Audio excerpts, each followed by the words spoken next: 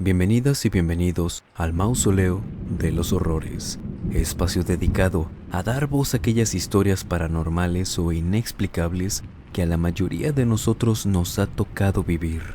Experiencias en las que no sabemos exactamente qué fue lo que vimos, escuchamos o pasó, pero nunca se nos va a olvidar cómo nos hizo sentir aquella experiencia, ya sea miedo, confusión, angustia o calma.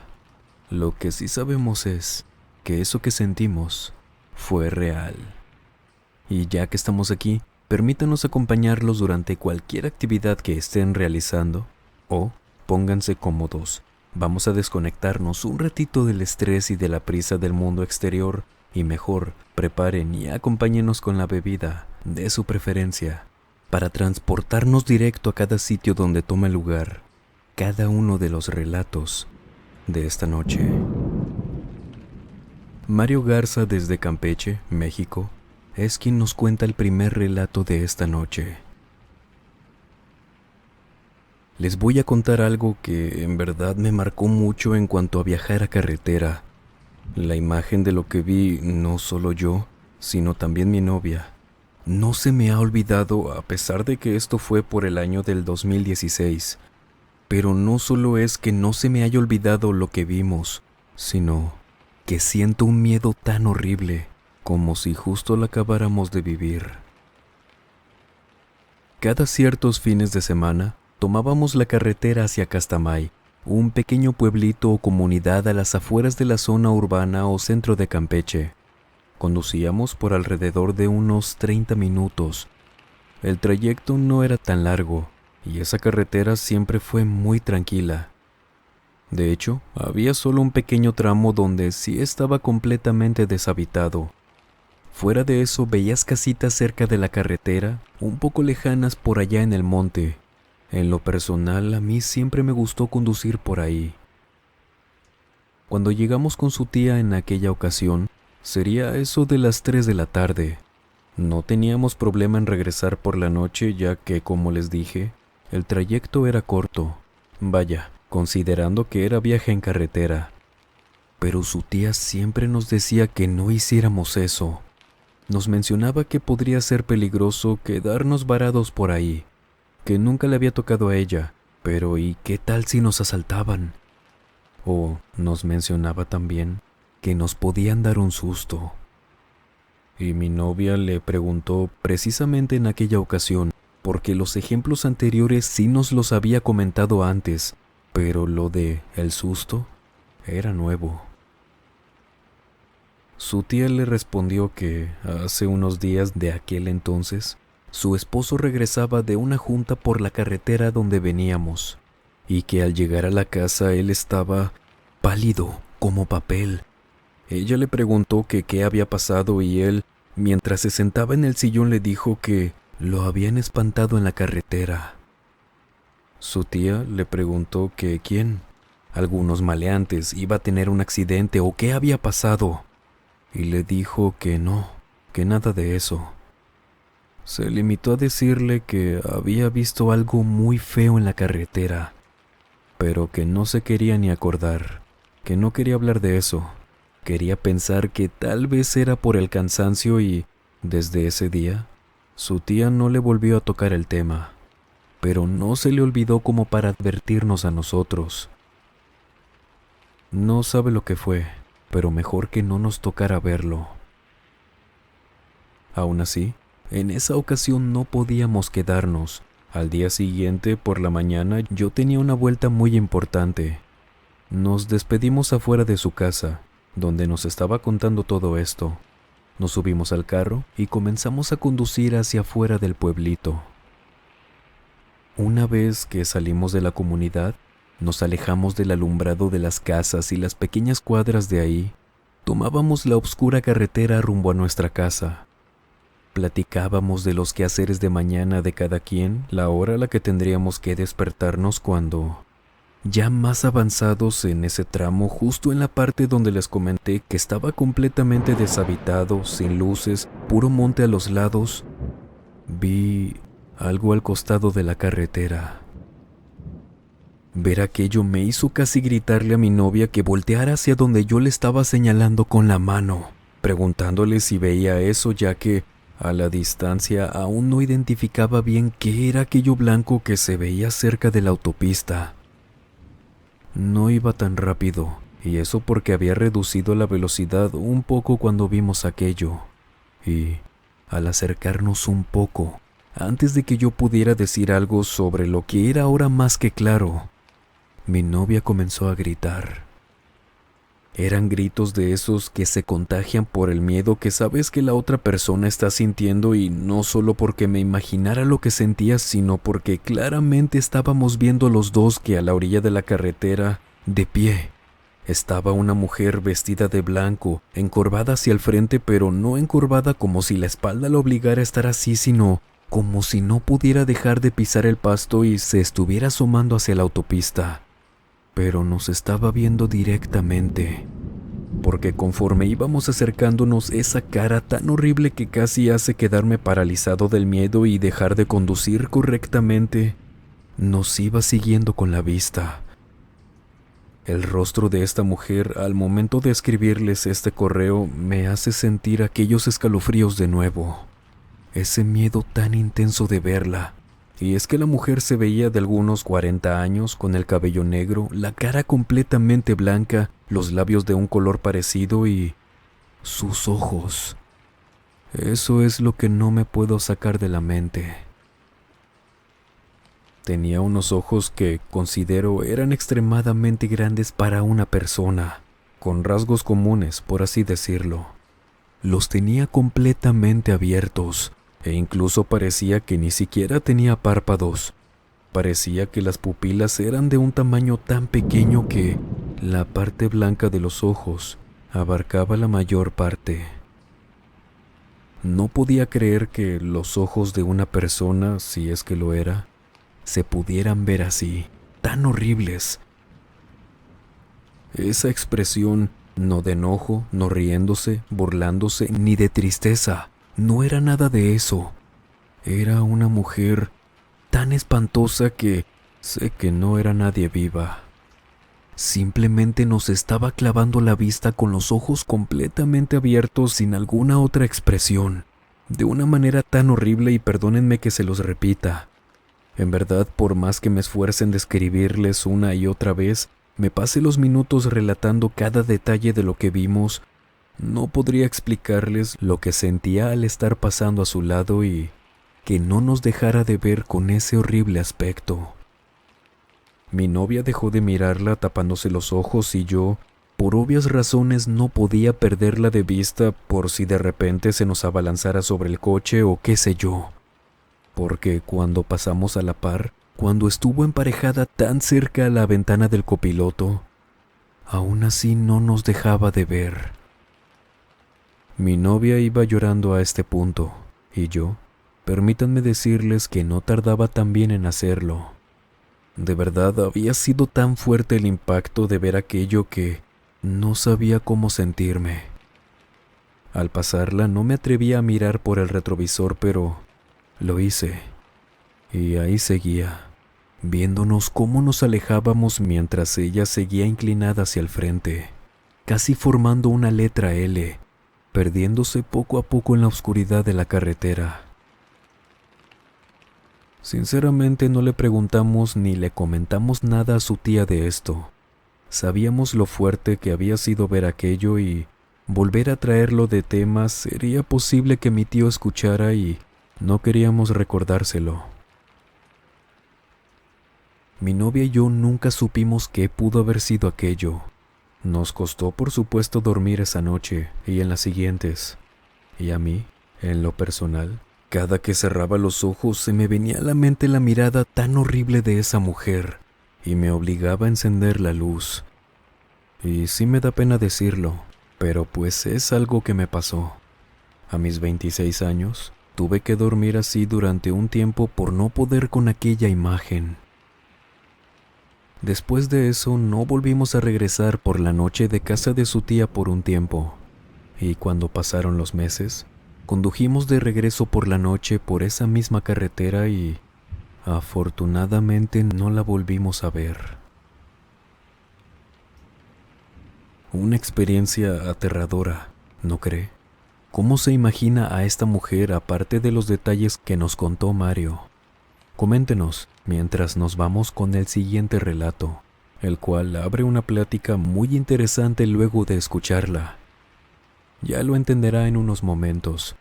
Noemí Liévano nos cuenta su experiencia desde la Ciudad de México, y lo que nos relata es lo siguiente.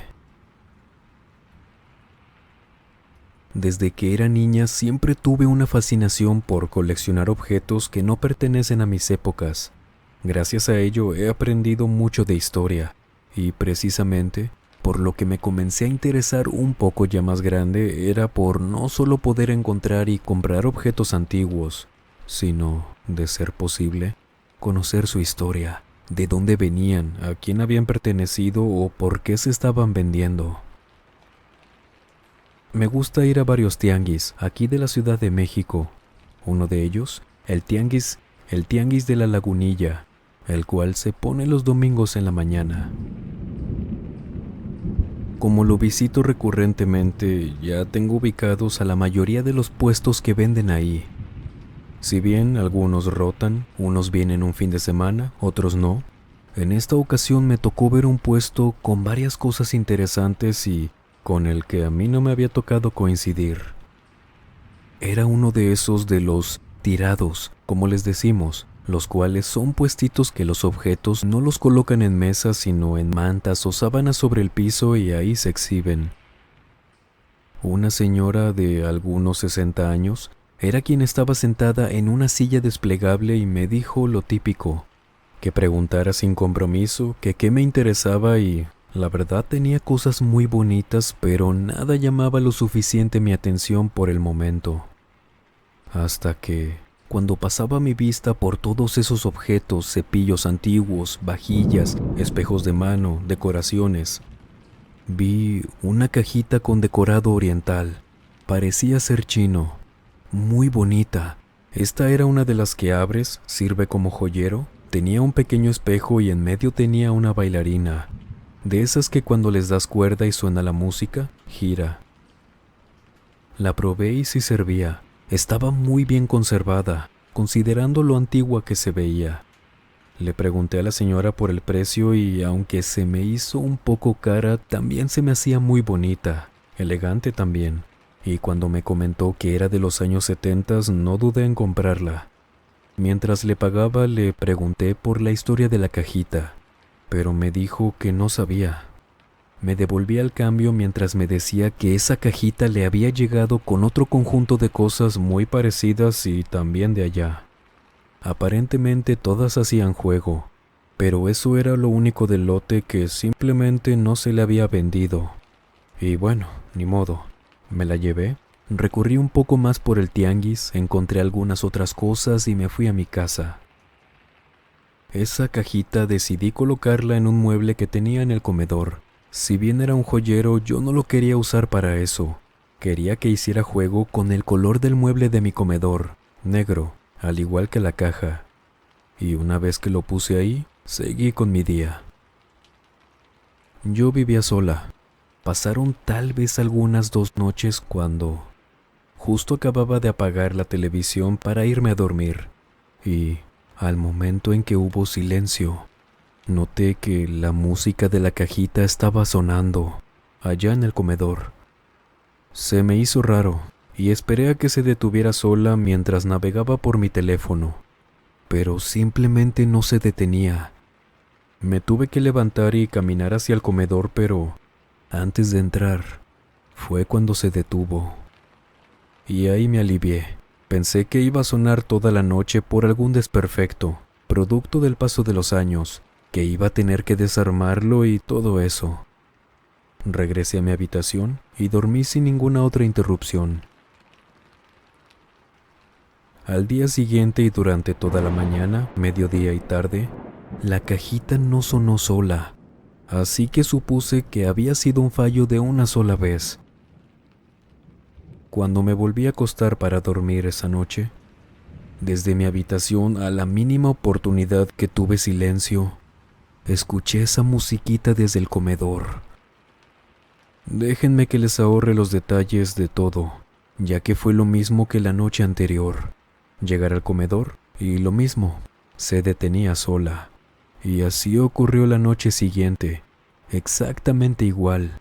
Pero ahora sí noté que esa cajita comenzaba a sonar a las 11 de la noche. Si bien no apagaba la televisión siempre a una hora exacta, sí calculaba que a las 11 comenzaba a sonar. Y la cuarta noche, eso hice. La televisión la apagué desde las 10 p.m. y me quedé en el teléfono simplemente haciendo cualquier otra cosa. Y ahí lo confirmé. Exactamente a las 11 de la noche comenzó a sonar. Esa cajita no tenía ningún tipo de reloj interno. Era un mecanismo antiguo, simple, pero eficaz al momento de que, si le dabas cuerda, sonaba. Pero ¿y ya? No tenía alguna otra función o algo que detonara su funcionamiento. Y no les miento, tampoco pretendo hacerme la valiente, pero es que yo no sentía miedo por esto. Era más la molestia de tener que ponerme de pie y tal vez esto no me dejaba sentir miedo. Sin embargo, en una noche, justo cuando regresé de uno de esos días pesados, llegué a mi casa por la noche, cansada, y ahora no quería que el sonido de la cajita me despertara, porque mi intención era llegar, bañarme y dormir temprano. Así que la tomé y la dejé en el peinador que tenía en mi habitación al lado de mi cama. A eso de las 10 de la noche ya estaba dormida cuando ese sonido que venía molestándome noche con noche, otra vez. Sin embargo, desde el primer momento en que se comenzó a escuchar esa música, me desperté de un sobresalto, ya que tengo el sueño muy ligero, y en medio del silencio eso sonaba muy fuerte. Me asomé para ver hacia la dirección de la cajita cuando, a unos cuantos pasos de ese mueble donde yo había puesto esa cajita, en un pequeño cuarto que uso como closet y tiene sus puertas y todo, se cerraron de golpe cuando yo me asomé, pero fuerte, como cuando alguien la cierra de una manera molesta, apresurada o qué sé yo. Y ahí, sentada ahora en la cama por el miedo que me dio ver y escuchar eso, que de hecho la cajita también se detuvo. No dejaba de sentir cómo mi cuerpo no me respondía más allá de sentir escalofríos desde la nuca y por toda la espalda. No sé si me lo van a creer, pero dentro del closet escuché una risa de mujer. Fue una de esas risas de las que alguien puede hacer al momento de intentar guardar silencio al mismo tiempo, como tratando de no ser descubierto. La puerta de mi habitación también estaba cerrada. Nadie tenía las llaves de mi departamento, ni mi mejor amiga como para pensar que ella me estaba haciendo una broma noche con noche o cualquier otra persona no podía hacer. Y en ese momento, yo lo sabía muy bien. Al escuchar esa risa y a punto de llorar por el miedo, me levanté como pude, encendí las luces y salí primero de mi habitación, pasando al lado de ese closet, pero ahora escuchando esa risa cerca, porque sí, tenía que pasar muy cerca. Tenía miedo de que al correr por ahí las puertas se abrieran de repente y quien sea que estuviera dentro saltara de repente hacia mí. Afortunadamente no fue así. Salí de la casa, le llamé a mi mejor amiga y con ella pasé la noche. Y sí, cuando le conté todo esto, me dijo lo que cualquiera me podría decir, que me deshiciera de esa cajita, porque no sabía qué tenía adherido a ella. Y sí, al día siguiente por la mañana, me acompañó. Entramos a la habitación y antes de tomar la cajita, no podía dejar de sentir miedo por ver ese closet. Mi amiga me dijo que ella lo abriría, y a pesar de lo aterrada que estaba porque, no sé, me imaginaba mil y un cosas, le dije que sí. Lo abrió. Sin embargo, no había nada, así que me apegué a la idea de que, tirando a la basura esa cajita, no iba a volver a pasar nada. Pasó el día y al llegar la noche mi amiga se ofreció para quedarse a dormir conmigo. Obviamente accedí y así transcurrió la noche. Pasaron las 10 p.m., 11, 12, 1, 2 y no sucedió nada fuera de lo normal. Y a partir de esa noche, todo volvió a la normalidad. Luego de mi experiencia, me sorprendió lo fácil que es que algún objeto traiga a tu casa algo que no comprendes, y a veces, no siempre. Con solo deshacerte de eso se termina todo, como lo fue en mi caso, afortunadamente. Pero no, mi pasión por las cosas antiguas no desapareció.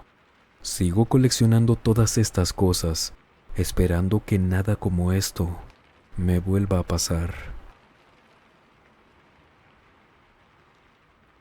¿Qué les pareció este relato?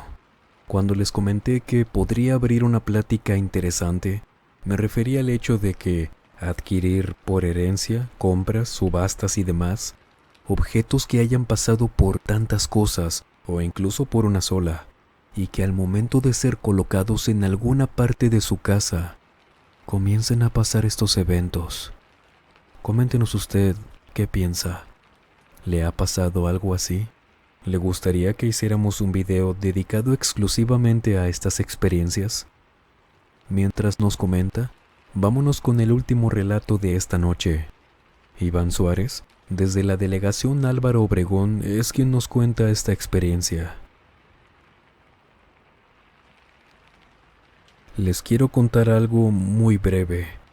Esos eventos fueron así tal cual, breves, pero vaya qué sustos me dieron.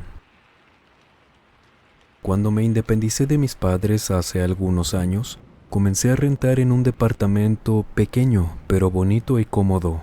Encima tenía algunos muebles, entre ellos un ropero grande y viejo dentro de la habitación principal, la mía, donde desde el primer día colgué y guardé toda mi ropa.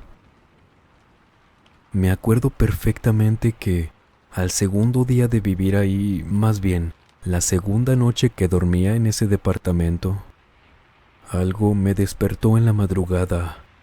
Como a muchos me pasa que me cuesta asimilar las cosas momentos después de despertarme. Encima, repentinamente. Levanté un poco la vista por la habitación porque había escuchado ruido.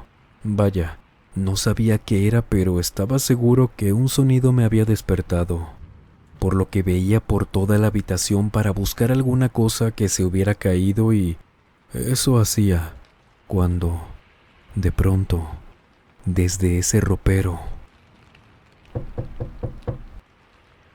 escucho claramente cómo tocan desde adentro de ese mueble de madera. Claro que me asusto y salgo corriendo de ahí. Me senté en la sala del departamento mientras intentaba hablar con alguno de mis amigos que estuviera despierto para contarles y sentirme acompañado, cuando simplemente caí dormido. Por ello mismo, al despertar creí que había sido una pesadilla. Sin embargo, al caer en cuenta de dónde estaba dormido, supe que no había sido así. Y esa noche fue lo mismo. Me volvió a despertar ese sonido tan extraño, considerando desde dónde venía, claro. Me volví a ir a la sala y decidí que dormiría ahí hasta que supiera qué iba a hacer. Y así lo hice. La noche siguiente acomodé almohadas, sábanas en el pequeño sillón que tenía en la sala, pero no podía dormir. Ahora no me despertó, sino que sabía muy bien que iba a escuchar eso. Y en efecto, a pesar de que ya no estaba en la habitación, lo volví a escuchar. Pero ahora sonaba diferente. Ese sonido ya no era como si estuvieran tocando la madera gruesa del ropero. Ahora sonaba como si a la puerta de mi habitación, una que estaba hecha de una madera más delgada y la cual también estaba cerrada, la estuvieran tocando desde adentro. Esa noche, por más que no podía creer que me estuviera pasando algo así, tan directo, tan simple como lo es solo escuchar que tocan desde adentro, pero que tampoco debería estar pasando, Me fui de ahí. Pasé la noche con mis padres. Les conté todo y me sugirieron hablar con quien lo rentaba o simplemente irme de ahí. Afortunadamente, quien rentaba era recomendado por un amigo, quien se llevaba muy bien con él, y gracias a eso, pudimos llegar a un acuerdo donde me devolvió gran parte de la renta sin problema. Porque sí, el señor a quien le rentaba, casualmente, y lo digo muy entre comillas, se le había olvidado mencionar que en ese departamento pasaban cosas. Y si ustedes han vivido alguna experiencia paranormal, por favor, escríbanos a través de la página de Facebook, nuestra cuenta de Instagram o nuestro correo electrónico que dejamos como siempre en la descripción y en el comentario fijado. Y damas, caballeros, queremos recordarles que acabamos de estrenar un nuevo video en el canal de Misterios de la Fogata, igualmente de terror. En esta ocasión visitamos una hacienda abandonada en medio del desierto donde ocurrieron tantos hechos. Se cuentan historias, leyendas, relatos. Sería un placer que nos acompañara por allá, ya que al igual que estos videos, los produjimos con mucho cariño y dedicación para ustedes. El enlace, como siempre, lo dejaré en el primer comentario. Y de antemano, muchas gracias por su apoyo. Y sin más por agregar, les mando un muy fuerte abrazo. Nos vemos en el próximo video. Buenas noches.